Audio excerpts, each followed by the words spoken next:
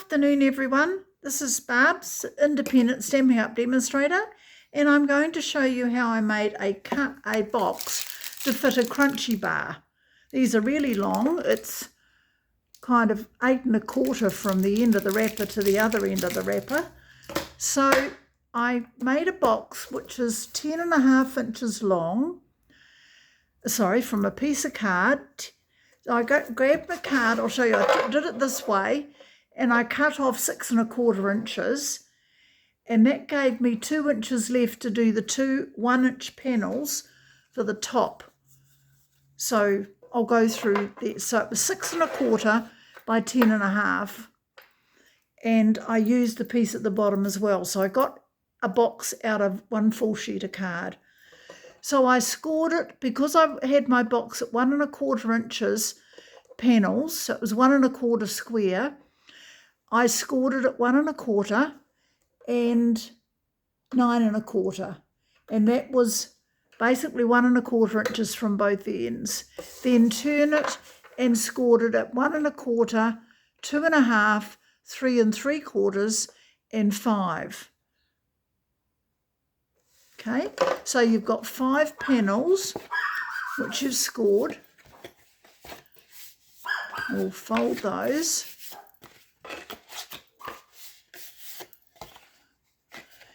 And then panels 1, 3, and 5 are all tapered. Plus, I took a bit off the length of them. So again here, 1, 3, and 5 were tapered or mitered and shortened a bit. So panels 2 and 4 are not touched. They're cut just straight into the score line, no miters. Now panels 1 and 2 are going to form the lid, and panels 3, 4, and 5 are going to form the base, just like so. So those tapered ones are going the inside, and the square ones going on the outside. Folding the other two out of the way is the easiest way to realise how it all falls together. So I'll put my multi-purpose glue on panels 3, 4, and 5. It doesn't really matter, depends which way you're counting from, doesn't it? But this square one, that panel goes behind it, and this panel goes behind that. We line it up with that score line and just hold it for, I often count to 20, and it's well and truly stuck. And the other ones, fold that one behind, line it up with the score line, this one behind, line it up with the score line, and hold them for about 20 seconds until they've bonded. You could stick a peg on them. Quite a few of the girls in class did. My sister started the peg craze, and everybody now is doing it because they found it easy. Now, with the lid, because they're all the same size panels, 1 1/4, 1 1/4, I fold that front over the top of the box base, bend the little one, the one that's tapered, which was panel 1 or 5, whichever way you're counting, glue that, and then bring this one down onto it. The reason why I do that is that this is fitting over the outside of the box base, and because they're exactly the same size, it can be very tight to get the lid open and shut if you glue them when they're apart and you glue them absolutely to the score line. These ones will be a little bit shy of the score line so that it folds properly. Then I've taken panels that are 1 inch by 7 3/4, and they're going to go on the front of the lid and the top of the lid. Make sure I've got the right way. Yep, that's the lid. and I'm having the embossed part of it exposed, like on the outside.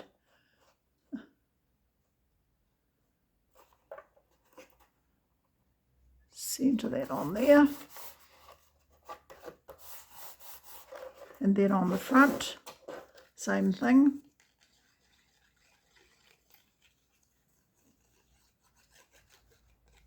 You want it reasonably close to the edge. That's why I did those circles, because your paper might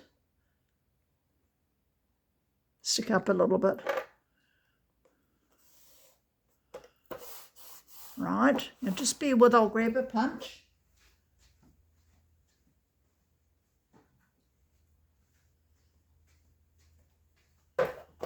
So we'll open the lid and just put a little divot. Doesn't matter what size this punch is, just eyeball it. Tiny little divot in there so you know that that's where you lift the lid. And then these little side panels, which are just 1 inch square, go on the end here, roughly centered. One on the other end.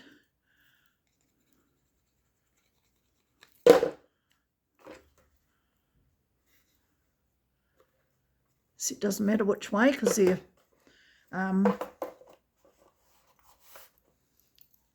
square. Now grab your white craft ink and just rub it across these panels and see how it makes those sunflowers really pop, because it highlights the pieces that are the higher, the raised panels. And I didn't re-ink this deliberately, because it gets real messy if you have a very inky stamp when you do that. Okay, turn it to the panel, open it up, pop in our chocolate bar, which is a perfect fit. Now I've used the stamp set called, which I believe is probably retired, excuse my arms in front, labelled with love. I really like having a frame around a label, and these labels were 1 1/4 inches, which was exactly what the width of the box was. So I was able to get that out of the end panel that I cut off when I did the 10 1/2, because in New Zealand our papers are 11 3/4. So this is going to go on the top here. So I stamped that in Cajun Craze, and then I stamped the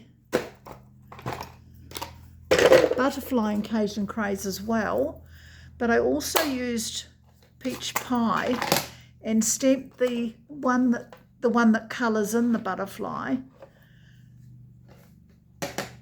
in the peach pie.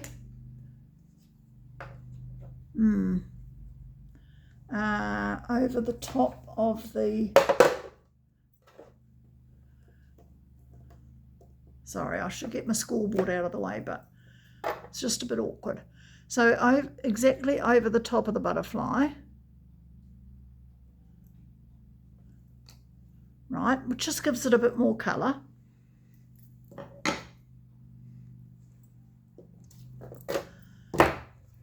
And then that old dimensional. So, and you punch that out. There is a punch that goes with that, which is fab. We all like our punches. Okay, so this is going to sit in the centre above where the divot is on the front, like so. And we want a bow, which is peach pie as well. Peach pie is the retiring in colour. So I used up a whole pack making all these boxes. Just cool. And then I put on the front as a sentiment just for you, which is just such a useful sentiment because it can be for any occasion. And I'll just do that flat, so we'll use a bit of Tombow. And pop that across the centre of the butterfly. Okay, so there you go. Box chocolate bar will sit flat. What a nice way to present a bar of chocolate. Nice little gifts, thank you gifts, anytime gifts. So I hope you enjoyed that. Thanks for watching. Bye.